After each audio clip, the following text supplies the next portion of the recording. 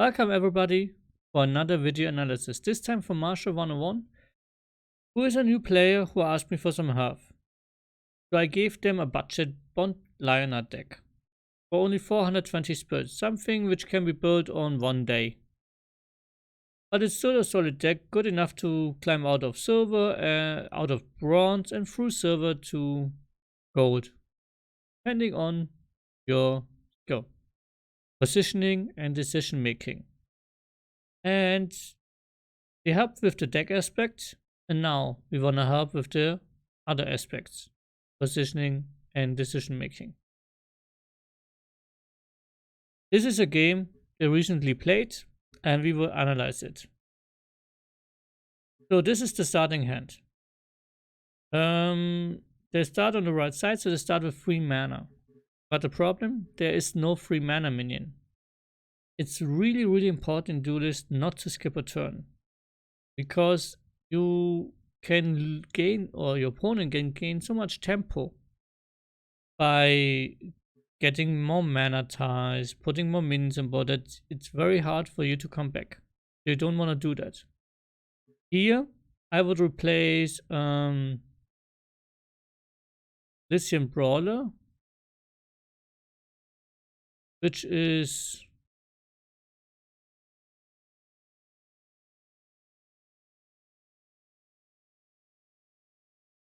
this is not a deck. This is a different deck. Because Lithium Brawler is not in this deck. Well, they didn't build the deck right.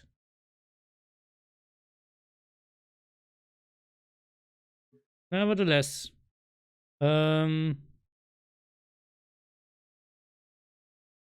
let's look at other things then. So I would replace Lithium Brawler and the Divine Bond. Or maybe keep the Divine Bond, but there are 3 in the deck, so you easily get one back. But replace Lithium Brawler and maybe then the Hasten Golem. Keep the Divine Bond, or Lithium Brawler and the Divine Bond. Only replace the Lithium Brawler. That's not enough. Just replace another one. So Repulsor Beast is a really good card. Its opening gambit, push a nearby enemy minion to any space, means you get some much needed room to breathe sometimes. If you put a big danger out of your face, or you push away a provoke minion and can reach the enemy general and kill them. It's a really good card, but it's not a good card in the early game. This is something you want to play in the late game. Because in the early game, the things you push them in the corner, they are back in 2 turns because you're around in the middle anyways. Later on, often you move more to one side. And then it doesn't give you much because it's only a 2/2 body. So you don't want to play it early on. So here I would replace the Repulsor Beast. Something I would like to see more in the middle or late game. You're also lucky the opponent missed your turn 1. Yeah. Here, even if we don't replace, I would play the Repulsor Beast here or something. Because even as a 2/2 body, it's better than nothing.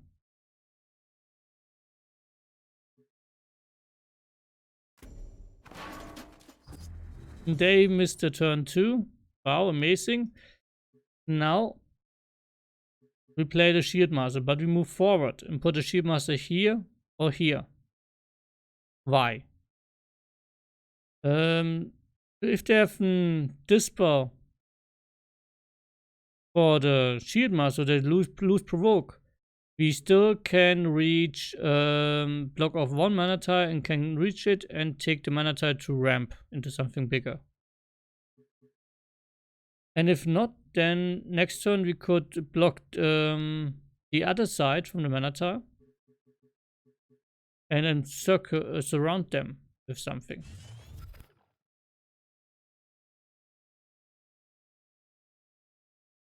So this is fine, okay, not what I would have done, but you can do that. But then you need to move Archean. That Archean threatens the mana tile. That's important here. and attack. So this is not good. Don't stay here. This is a bad position. Now we can't reach any mana tiles next turn. Which is, you always want to be able to, even though you really don't need it. Your opponent thinks maybe they do a worse play because they think they have to take the mana tile away from you. And then you want something, even though it was just a bluff. So, General needed to move here or here. So they have their own Shield Master. Not a problem, because with BBS, we have a good answer. Buff. Use our Bloodbound spell, which gives +2 attack on this minion. And then we can kill the Shield Master and still have a 5-3. If Archon would have been here, we could play the 4-9 on the mana tile and have still 1 mana to use it on the Shield Master, which would have been an amazing play. Now, we have to play Haystone Golem, which is worse than Brightmoss Golem. And then use the 5th mana for the Roar. Also would, I don't know, maybe now this hand I would even keep. The Repulsor Beast is the worst option here.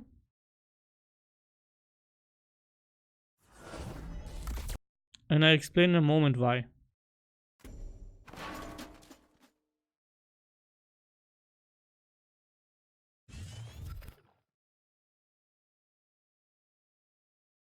Don't forget the BBS. No, I forgot. Okay. 1, 2 turns, they are back. So sometimes 2 turns is all you need, but our board is not that strong that I can say, yeah, 2 turns is all we need. This game is going longer. Now we played 3 mana, put this away, and we couldn't play anything else. Because we didn't have another 2-drop. If we had another 2-drop like Windblade, then I would say, yeah, maybe we do that. Then we can swarm and have a lot of damage. And can end the game quicker. But here, this is a bad, not so good. Would have been way stronger to kill this minion and develop a strong minion. Like Haystone Golem or maybe another Shield Master, but I would have gone for the Haystone Golem. Because this is weak. A Tempest and hit plus a free drop like Silverguard Knight. And this whole game is turned around. So Tempest deals 2 damage to every minion in general. Very, very good card. Kills our Repulsor Beast. Weakens the Shield Master so the general can hit it. And I still have 3 mana left for a Silverguard Knight, a 3/5 provoke. Yeah. And then they still have the 3/6 coming in, and we are in problems.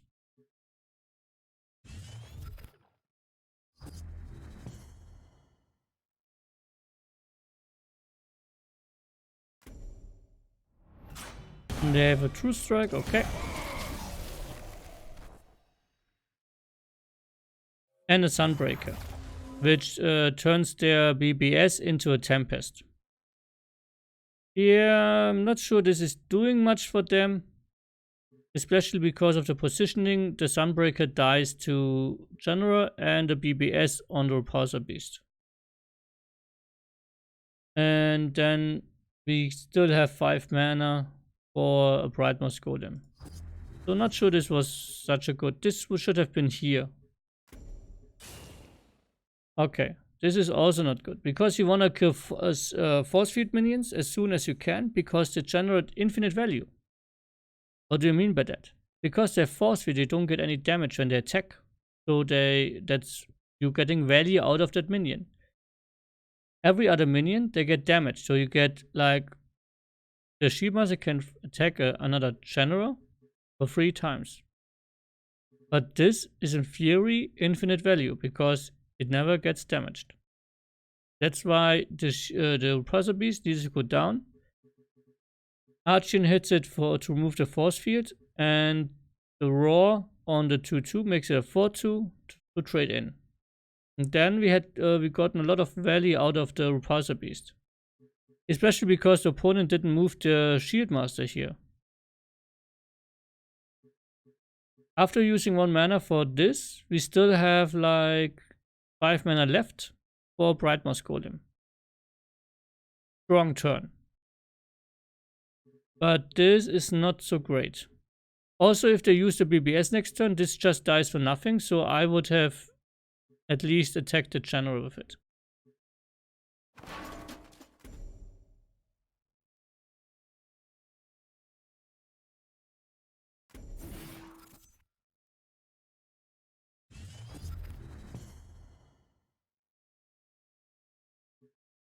Taking away all mana ties, yeah.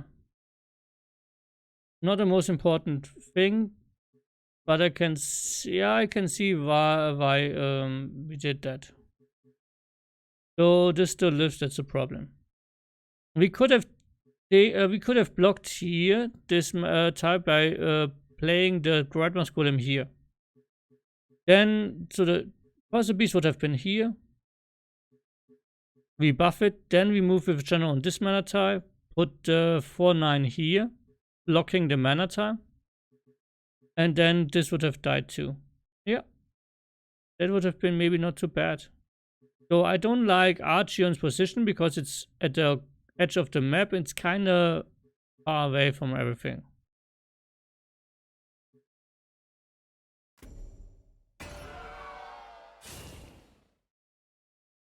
Another reason, yeah. So now you see very well why you have to clear minions. Every faction has buffs. Bursts which improve the stats of minions. And you never or very rarely want to play a buff before the minion can act. Because if the enemy has an answer, you lose 2 cards. So like if they would have played the Sunbreaker, if they had a mana, and the Divine Bond on the same turn, they couldn't act, but it would have been buffed. And if we have a clean answer for it, we would have lost 2 cards to our to this play. We answered it maybe with only 1 card. So you never want to play buffs before you can do anything. If we had killed the minion last turn, these 2 cards were like kind of dead in their hand. So they had 2 cards in hand they couldn't play because we didn't allow them to use them. And that's why you have to kill minions.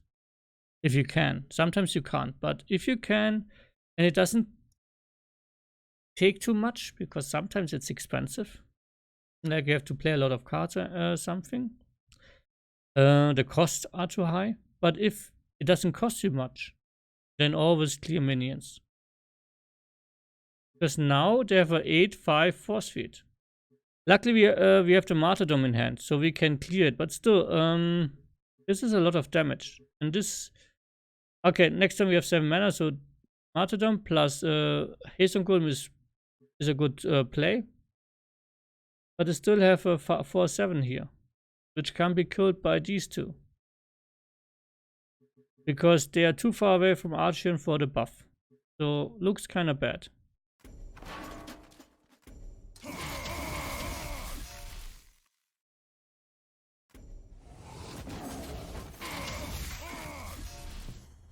So, now we can even kill it with our minions.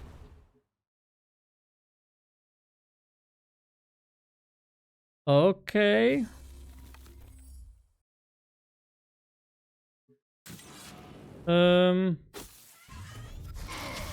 You could have moved up and then used the BBS to buff it. Yeah, okay.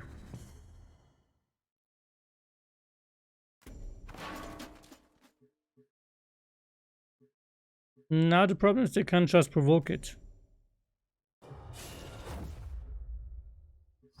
Okay, this is so here they played Peacekeeper. Peacekeeper is a 7 mana minion, legendary, 6/6 airdrop, force field, frenzy, provokes celerity. Looks amazing, right? But it's super weak. Right now, we can replace one of our cards. We should have replaced the last turns too. And if we find A repulsor beast, this is in a corner and can't do anything because we win. Even if we have find another martyrdom, we win because they have 16. Oh no, they're provoked here. But we can remove it and kill this one. Or we can just kill it. And this even survives. 6/6 is just not good enough for 7 mana, even with force field and celerity and everything. You go down, the 2/2 attacks removes the force field, and that's 13/7 just kills it. But we have to replace. This hand is way too heavy. You can't play all these minions. So replace a Brightmoss Golem or what's called or Repulsor Beast or Martyrdom. Yeah, that was not so good. You need to order the attacking. And this doesn't do anything because this minion has force field. Has frenzy, I mean. So the 2/2 had to hit it first. Remove the force field. Okay. And here was the Repulsor Beast. We could have gotten it and pushed this one into a corner again and killed that one and played Ironcliff Guardian here because it's 8 mana. We would have killed this, put that in a corner, and this time it would have taken 2 turns to come back, and these 2 turns would have been enough to kill it. This game was one we could have won.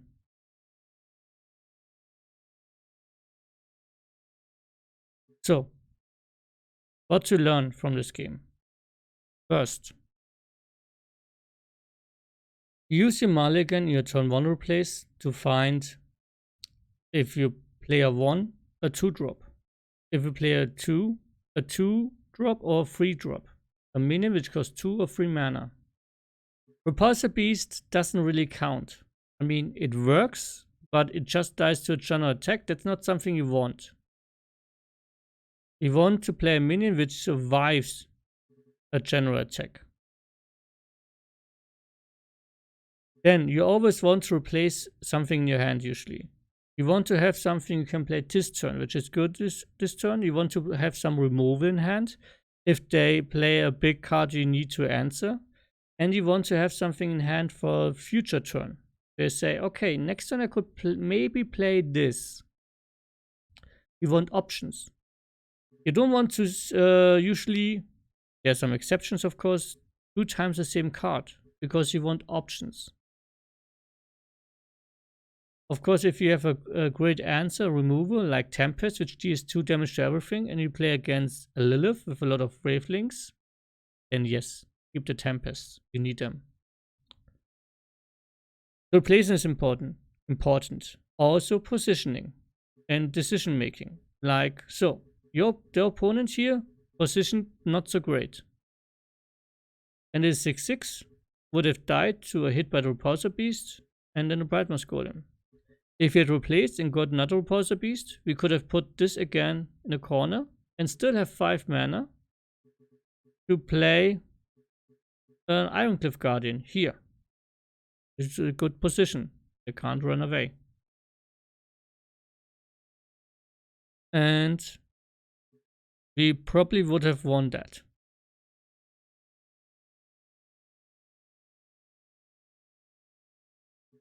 When you put down your minions, you always want to consider what's already on the board, how much damage do they have, can they kill it?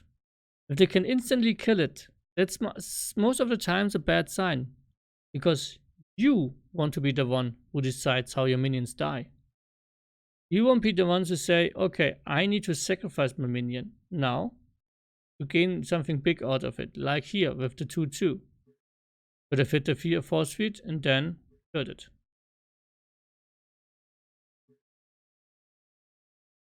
You don't want to give your opinion the option to say, okay, I ignore that minion or I kill it.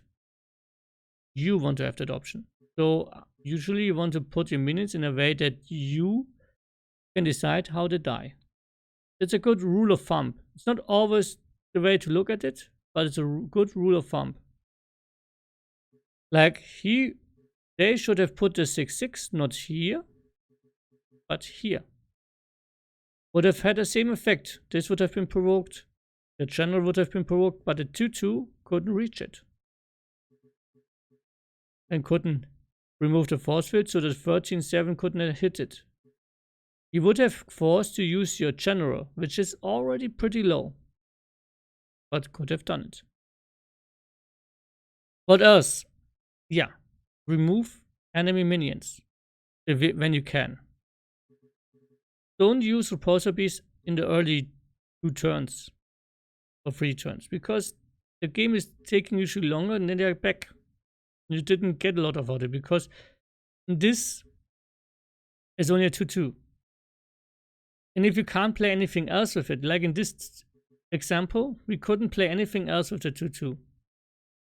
Otherwise, we could have killed the 3/6 and played a big minion. I think it was a Hasten Golem or Brightness Golem. This is huge. This is huge tempo you gain. You clear something and play a big minion in the same turn. That's really good. That's a winning place. And you don't want to give the minions because they can buff it. Archon has this buff built in. You have to always consider they can buff something with +2 more damage. Good to clear other minions. It's good to get some more face damage in. Yeah. So these are the things we can take away from this game. It's really, really important not to skip a turn. If you like this video, please follow my channel or leave a like or comment on how you would have played here. What turn would you have done differently? In what aspects do you agree with me, or do you have any questions? Then feel free to leave me a comment. Thanks for watching and see you the next time.